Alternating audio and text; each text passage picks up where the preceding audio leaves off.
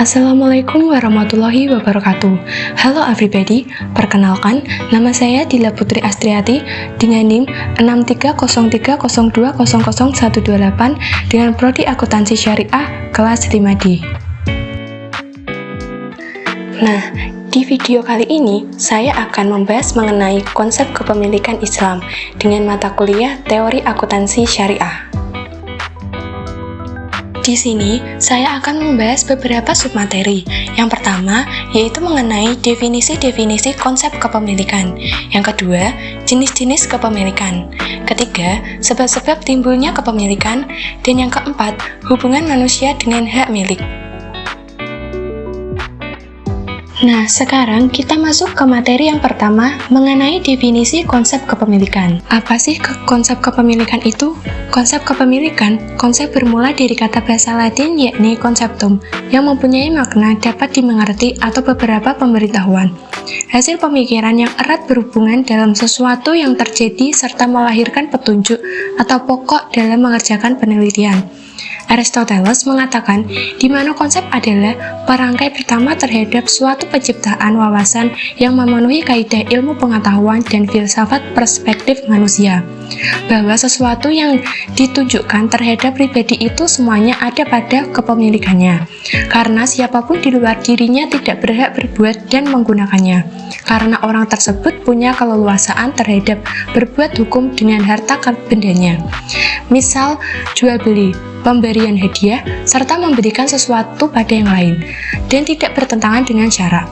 Mengenai konsep kepemilikan terlalu universal dan mudah menyesuaikan tanpa terkecuali, menyimpan model yang menyerahkan kewenangannya terhadap yang memilikinya guna memetik sedikit atau banyak keuntungan. Kepemilikan sesungguhnya, kepemilikan perorangan serta kepunyaan istimewa seperti barang yang menjadi keperluan manusia yang didapat memiliki jangka. Kepemilikan banyak orang serta kepemilikan bersama yang dikelola oleh pemerintah. Ada 3 definisi konsep kepemilikan. Ada konsep kepemilikan harta dalam Islam, ada konsep kepemilikan harta dalam akuntansi syariah, dan ada konsep kepemilikan harta dalam teori ekonomi. Di sini saya akan membahas beberapa definisi konsep kepemilikan. Yang pertama yaitu mengenai definisi konsep kepemilikan harta dalam Islam.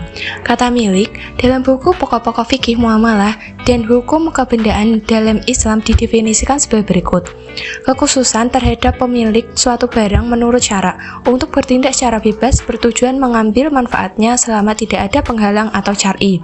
Apabila seseorang telah memiliki suatu benda yang sah menurut syarak, maka orang tersebut bebas bertindak terhadap benda tersebut, baik akan dijual maupun akan digadaikan, baik dia sendiri maupun dengan perantara orang lain.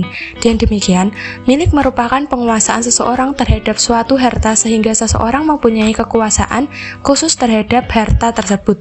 Sedangkan menurut istilah, dapat didefinisikan suatu ikhtisas yang menghalangi yang lain menurut syariat yang membenarkan pemilik ikhtisas itu untuk bertindak terhadap barang miliknya kesehendaknya kecuali ada penghalang.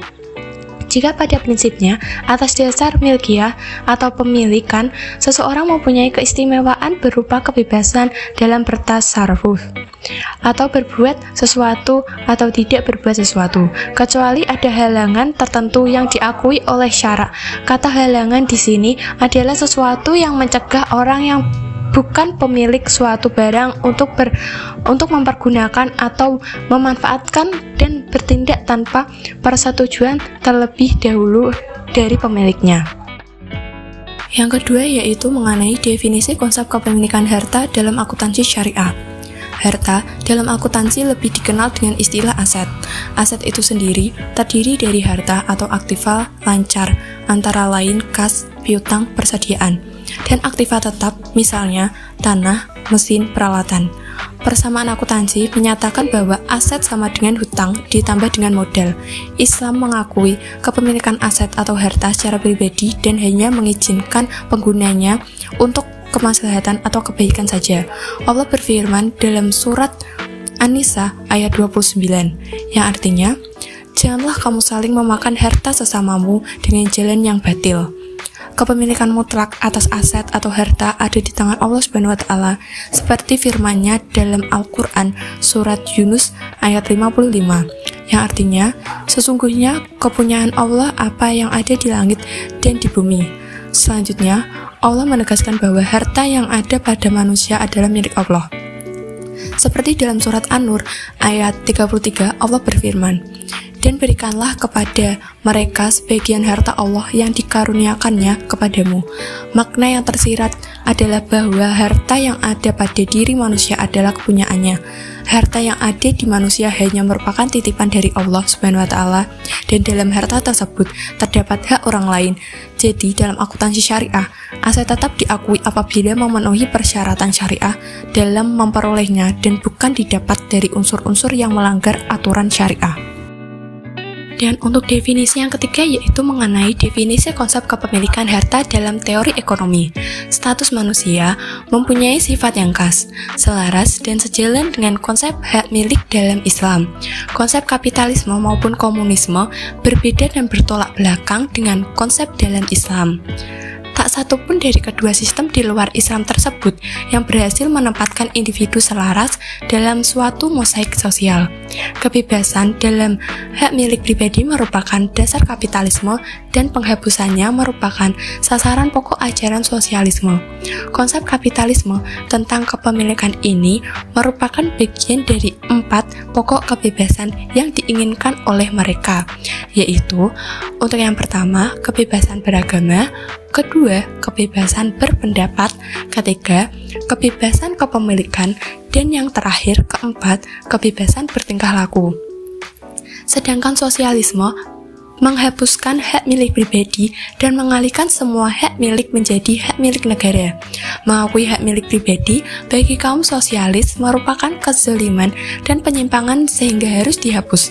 Segala bentuk usaha yang mengarahkan kepada pengakuan hak milik pribadi harus dimusnahkan, walaupun dengan jalan kekerasan dan membangkitkan dengki. Satu prinsip penting yang harus diwujudkan adalah sama rata dan sama rasa. Untuk materi yang kedua, yaitu mengenai jenis-jenis kepemilikan. Sebelumnya, perlu diterangkan di sini bahwa konsep Islam tentang kepemilikan memiliki karakteristik unik yang tidak ada pada sistem ekonomi lain. Kepemilikan dalam Islam bersifat nisbi atau terikat dan bukan mutlak atau absolut. Pengertian nisbi di sini mengacu pada kenyataan bahwa apa yang dimiliki manusia pada hakikatnya bukanlah kepemilikan yang sebenarnya, sebab dalam konsep Islam yang memiliki segala sesuatu di dunia ini hanyalah Allah Subhanahu wa taala. Para fuqaha membagi jenis-jenis kepemilikan menjadi 2, yaitu kepemilikan sempurna atau tam dan kepemilikan kurang atau naqis.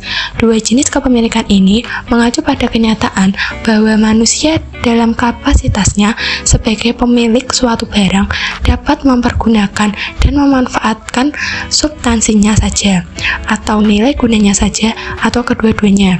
Kepemilikan sempurna adalah kepemilikan seseorang terhadap barang dan juga manfaatnya sekaligus. Sedangkan kepemilikan kurang adalah yang hanya memiliki substansinya saja atau manfaatnya saja.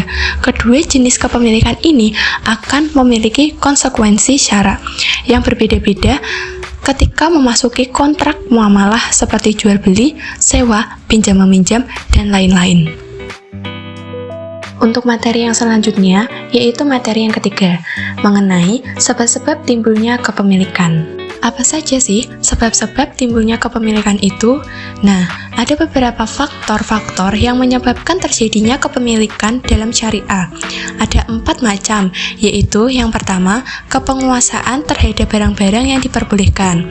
Yang dimaksud dengan barang-barang yang diperbolehkan di sini adalah barang dapat juga berupa harta atau kekayaan yang belum dimiliki oleh seseorang dan tidak ada larangan syarak untuk dimiliki. contohnya air di sumbernya, rumput di padangnya, kayu dan pohon-pohon di belantaran, atau ikan-ikan di sungai dan di laut. Untuk yang kedua yaitu akad. Akad yaitu hukum kekuasaan suatu barang akan pindah alih kepada kita atau pihak kedua. Jikalau sudah melakukan akad kepada orang yang mempunyai kekuasaan atas barang tersebut atau pihak pertama, dan pihak pertama menyetujuinya, seperti contohnya akad jual beli. Untuk yang ketiga yaitu penggantian. Penggantian yaitu suatu nazar atau bentuk ucapan yang dilontarkan dari pemilik barang atau pihak pertama kepada orang yang akan diberikan barang atau pihak kedua. Seperti contohnya, kita memberikan barang kepada seseorang yang kita sayangi. Dan untuk yang keempat yaitu turunan dari sesuatu yang dimiliki. Turunan dari seseorang atau sesuatu yang dimilikinya. Pengertian ini hampir mirip dengan pengertian yang ketiga, yaitu suatu nazar dari si pemilik barang atau pihak pertama kepada orang yang akan diberikan barang atau pihak kedua, tapi nazar ini dikhususkan untuk orang yang mempunyai berhak atas barang dari pihak pertama. Dalam pengertian ini, seperti contohnya, seseorang ayah memberikan harta warisannya kepada anak-anaknya. Selanjutnya yaitu bentuk-bentuk kepenguasaan terhadap barang yang diperbolehkan. Ini ada 4 macam, yaitu yang pertama, kepemilikan karena menghidupkan tanah mati. Yang kedua, kepemilikan karena berburu atau memancing. Ketiga, rumput atau kayu yang diambil dari padang pengembalaan atau hutan belantaran yang tidak ada pemiliknya. Dan yang keempat, penguasaan atas barang tambang. Nah, kita sudah sampai materi yang terakhir nih. Materi yang keempat yaitu mengenai hubungan manusia dengan hak milik. Hubungan manusia dengan benda atau kekuasaan manusia atas segala sesuatu yang berada di sekitarnya merupakan masalah yang penting dalam sistem ekonomi Islam, di mana dalam Islam sendiri sudah terdapat ketentuan-ketentuan pokoknya di dalam Al-Quran, sebagaimana firman Allah Subhanahu wa Ta'ala. Artinya, dan Dia telah memberikan kepadamu keperluanmu dan segala apa yang kamu mohonkan kepadanya, dan jika kamu menghitung nikmat Allah, tidaklah dapat kamu menghinggakannya. Sesungguhnya manusia itu sangat zalim dan sangat mengingkari nikmat Allah. Pada prinsipnya, hukum Islam tidak mengakui hak milik seseorang atas sesuatu benda secara mutlak, karena hak mutlak kepemilikan atas sesuatu benda ada pada Allah. Namun, karena keperluan adanya kepastian hukum dalam masyarakat untuk menjamin kedamaian dalam kehidupan bersama, maka hak milik seseorang atas sesuatu benda diakui dengan pengertian bahwa hak milik harus diperoleh secara halal dan harus berfungsi sosial. Selanjutnya yaitu kesimpulan. Kesimpulan dari beberapa materi yang sudah saya jelaskan sebelumnya, kesimpulannya yaitu Allah merupakan pemilik segala sesuatu di alam semesta ini. Sudah sewajarnya kekuasaan sepenuhnya mutlak berada padanya, sehingga segala ketetapan apapun selama berada di dalam Al-Quran itu adalah sebuah petunjuk. Kita sebagai manusia yang sedari awal tidak memiliki harta benda di dunia harus memahami pemberian sebagai anugerah yang diberikan Allah dengan menggunakannya sebaik mungkin untuk kebermanfaatan orang banyak yang kelak akan mengantarkan kita kepada kemuliaan sebagai manusia. Manusia hanya berperan sebagai pengelola yang memperdayakan segala sumber daya, bukan sebagai pemilik. Karena pada setiap aktivitas apapun, manusia hanya diberi kepercayaan, bukan diberikan keleluasaan untuk bertindak sesukanya. Sebagai manusia harus menjaga, merawat, dan mengelola apapun dengan baik karena sudah dititipkan atau diamanahkan oleh Allah Subhanahu wa Ta'ala. Serta segala perbuatan kita yang dapat merusak kelak akan dimintai pertanggungjawaban berupa siksa yang pedih. Segala sesuatu yang terhampat di muka bumi dari ujung timur ke barat telah disediakan oleh Allah Subhanahu wa Ta'ala dengan sebaik-baiknya, dengan beragam kenikmatan yang bisa dimanfaatkan oleh manusia, seperti tanah yang subur, air yang menjadi sumber kehidupan, dan lain sebagainya. Sebagai manusia, harus memelihara kelestarian dan aneka sumber daya yang melimpah agar dapat digunakan sebagaimana semestinya, tidak saling merebut, mencuri, ataupun menganggap sebagai kepemilikan diri pribadi, tapi seharusnya saling memberi, mengasihi, dan menyayangi anugerah yang telah diberikan. Cukup sekian materi yang saya sampaikan. Mohon maaf jika ada salah kata dan beberapa materi yang kurang tepat. Hidup kesepian tanpa kasih. Cukup sekian dan terima kasih. Wassalamualaikum warahmatullahi wabarakatuh.